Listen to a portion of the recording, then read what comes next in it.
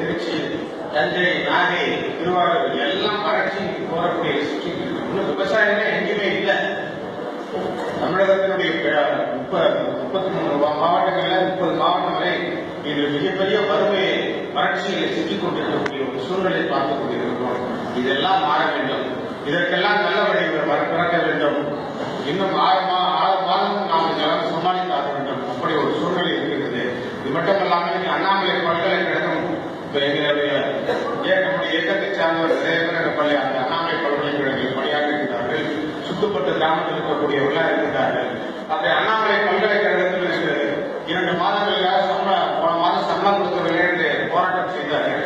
2 மாதத்திற்குரிய தொகையை கொடுத்து அதை பிரச்சனையை சமாளித்து வைத்திருக்கின்றார்கள். இருந்தாலும் கூட அதற்கு ஒரு நிரந்தரமான ஒரு தீர்வு வேண்டும் என்பதுதான் அண்ணாமலை பல்கலைக்கழகத்தில் பணியாற்றக்கூடிய 12,500 டீச்சிங் அண்ட் நான் டீச்சிங் ஸ்டாஃப்ஸ் பணியாற்றிக் கொண்டிருக்கின்றார்கள். அவர்களுடைய வேண்டுகோள் எல்லாம் அரசு 1000 கோடி ரூபாய் நிதி ஒதுக்க வேண்டும்.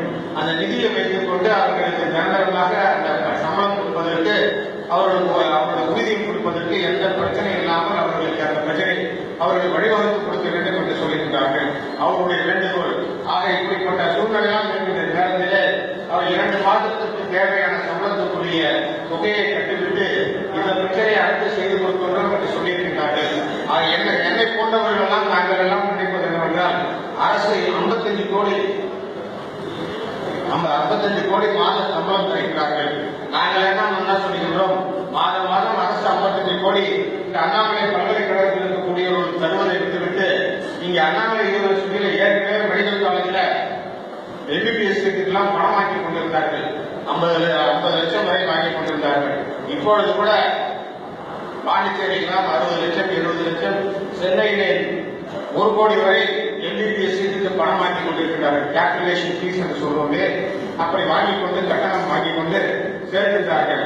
நான் என்ன சொல்லுகின்றேன், அப்படி 50 லட்சம் ரூபாயை இங்கே நேரடியாக அண்ணாமலை